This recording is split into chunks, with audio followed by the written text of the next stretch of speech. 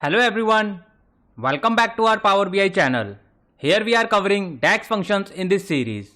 In the previous tutorial guys, we have studied some time and intelligence DAX functions. And now in today's class guys, we will also learn more about some more time and intelligence DAX functions. So here are the topics guys which we are going to cover in today's class. So let's start with this same period last year. So let's go to the reference page and understand the definition first. It returns a table that contains a column of dates shifted 1 year back in time from the date in the specified dates column in the current context. And here we have just only one parameter, which is dates. So let's go to the Power BI desktop and apply this DAX function. So here is our practical page guys, where I have taken one table visual, one slicer and total sales which is card. And now let's apply this DAX function, which is same period last year. So guys, this function is really helpful to compare the sales of previous year with current year. And now let's apply this DAX function. So I will simply go here on new measure. And let me rename this measure name as same period last year. And I will start my DAX function with calculate. So under calculate guys, I will use sum of total sales, which is from 2022 and 2023 table, and close the bracket and put it comma here. And now I will write my DAX function, which is same period last year. And here you guys can see we have just only one parameter, which is dates. So I will simply select date column, which is from 2022 and 2023 table, and close the bracket and hit enter. So here is our measure guys, and now let me drag and drop it here. And now let me scroll it down. So here you guys can see it returning day wise day sale of the previous year, which is 2022.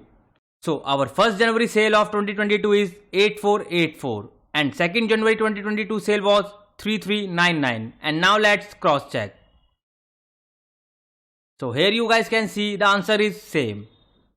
So in this way guys, you guys can use this same period last year DAX function to compare the sales of previous year with current year. And now let's compare this function with parallel period. So let me copy this measure. And now I will go here and click on new measure. And I will simply paste it here. And let me rename this measure name as parallel period. And from here guys, I will also remove this second DAX function. And I will write parallel period. And under date parameter guys, I will simply select the date column, which is from 2022 and 2023 table, comma. So under number of interval parameter guys, I will use -1 because I want to compare the sales of previous year. And if I want to compare the sales of next year, so I will write simple +1. And under interval parameter guys, I will take this year and close the bracket and hit enter. So here is our DAX function guys, and now let me drag and drop it here. So here you guys can see it returning the same result, which is 2043847. And now let me scroll it down. And here you guys can see the difference. This parallel period DAX function, it calculates the total sales of the year 2022, which is 2043847. And this same period last year DAX function guys, it returning the sales of day wise. So the 1st January sales was 8484 of the year 2022. So this is the only difference guys between same period last year and parallel period. And now let's go to the practical 2 page. So here under this data set guys, I have taken only 2022 year. And now I will apply same period last year DAX function. So I will go here and click on new measure. So let me rename this measure name as same period. And now I will write my DAX function, which is calculate. Under calculate guys, I will take sum of sales. This time I will take sales from 2022 table and close the bracket and put it comma here. And under filter 1 expression parameter guys, I will simply take same period last year. And under this parameter guys, I will take date column, which is from 2022 table, and close the bracket and hit enter. So here is our DAX function guys, and now let me drag and drop it here. So here you guys can see it returning the blank value, because we don't have any other year. We have just only one year, which is 2022. So if we have a single year guys, this function is not useful. So I hope guys now you are clear with the DAX function of same period last year. And now let's move towards the next DAX function of our today's class, which is start of month. So let's go here on reference page and read the definition first. It returns the first date of the month in the current context for the specified column of dates. And here we have just only one parameter, which is dates. So let's go to the Power BI desktop and apply this DAX function. So I will go here and click on new measure. And let me rename this measure name as start of month. And now I will write my DAX function with calculate. So here guys, I will take sum of total sales, which is from 2022 and 2023 table, and close the bracket and put it comma here. And now I will write my DAX function, which is start of month. And here we have just only one parameter, which is dates.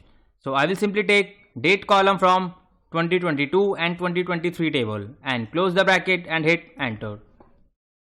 So here is our DAX function guys, and now let me drag and drop it here. So here you guys can see it returning the start month of the sale, which is 8484. So our month starts from January 1, 2022 and the sales is 8484. That's why it's returning 8484. So I hope guys now you are clear with this DAX function of start of month. If you want to see the sales of month start, you can use this DAX function. And now let's move towards the next DAX function of our today's class, which is start of quarter. So let's go to the reference page and quickly read the definition first. It returns the first date of the quarter in the current context for the specified column of dates. And again we have just only one parameter, which is dates. So let's go to the Power BI desktop and quickly apply this DAX function. So let me copy this measure from here. And now I will go here and take new measure. And paste it here. And let me change the measure name from here, start of quarter. And from here guys, I will also take start of quarter and hit enter. So here is our DAX function guys, and now let me drag and drop it here. So here you guys can see it also returning the same sales, because our quarter starts from this January 1, 2022, which is 8484. That's why here it's returning 8484. So I hope guys now you are clear with this start of quarter DAX function. And now let's move towards the last topic of our today's class, which is start of year. It will again returning the same sales, because our year starts from January 1, 2022. But before this guys, firstly we'll go here on reference page and read the definition first. It returns the first date of the year in the current context for the specified column of dates. And again we have just only one parameter. So simply go here on Power BI desktop and apply this DAX function. So I will go here and click on new measure. And let me paste my measure name here. So I will rename this measure name as start of year.